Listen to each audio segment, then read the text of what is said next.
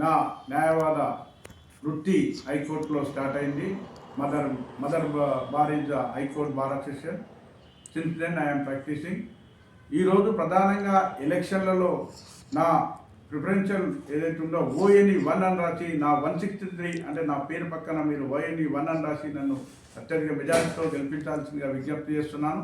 ప్రధానంగా నేను చేసిన పనులు ఏంటంటే ఈరోజు అడ్వకేట్ కమ్యూనిటీకి ఒక హుందాతనము, నేను రాజకీయాలలో కానీ ఇక్కడ కానీ ఒక హుందాతనం మెయింటైన్ చేసి కొండా లక్ష్మణ్ బాపూజీ లాంటి మహానుభావులతో పనిచేసిన వ్యక్తి, పి శివశంకర్ లాంటి ఆలోచన విధానంతో ముందుకు పోతున్నటువంటి వ్యక్తిని.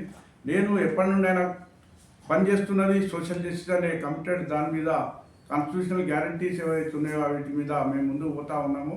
ఖచ్చితంగా రాబోయే ఎలక్షన్లలో నన్ను అత్యధిక మెజారిటీతో గెలిపిస్తే నేను ఖచ్చితంగా మీ పక్షాన ఉండి మన వెల్ఫేర్ కోసం ఖచ్చితంగా నిలబడి పనిచేస్తానని మీకు నేను వాగ్దానం చేస్తూ ఉన్నాను.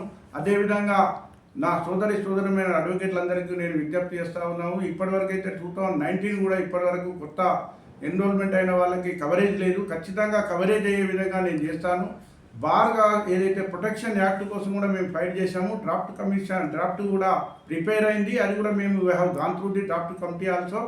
వాట్ ఎవర్ ఖచ్చితంగా వచ్చే సెషన్లో ఇది మేము ఆనరబుల్ చీఫ్ మినిస్టర్ గారి దృష్టికి కూడా తీసుకుపోవడం, అడ్వకేట్ జేసీ ప్రెసిడెంట్గా తీసుకుపోవడం జరిగింది. వారు కూడా సానుకూలంగా స్పందించడం జరిగింది. అదేవిధంగా అడ్వకేట్లకు కూడా ఎక్కడైతే ముఫ్సిల్ కోర్టులో పనిచేస్తున్నారో వాళ్ళకు ఎక్కడైతే ఇండ్లు లేవో వాళ్ళకు కూడా ఖచ్చితంగా ఆలోచన చేయాలి. అదేవిధంగా బ్యాంకులు కూడా పిల్లలకు, వాళ్ళకి ఏదైతే ఫ్యామిలీలో ఉన్నారో వాళ్ళ పిల్లలకు కూడా ఖచ్చితంగా బ్యాంకు లోన్లు కానీ వాళ్ళు ఇల్లు కట్టుకోవడానికి కూడా అనుగుణంగా ఖచ్చితంగా నేను ఆర్బీఐకి రిఫర్ చేస్తూ బార్ కౌన్సిల్ ఆఫ్ ఇండియాతో కూడా మాట్లాడి నేను చేస్తానని మీకు వాగ్దానం చేస్తూ ఉన్నాను. అదేవిధంగా బీసీఐ కూడా నేను ఇంతకుముందు చెప్పినట్టుగా అలొకేషన్ ఆఫ్ బడ్జెట్లో కూడా ఉండాలి. మనకు 5,000 crores కేంద్ర ప్రభుత్వం ఇవ్వాలి. ఎందుకంటే 50 lakhs crores బడ్జెట్ ఉంది.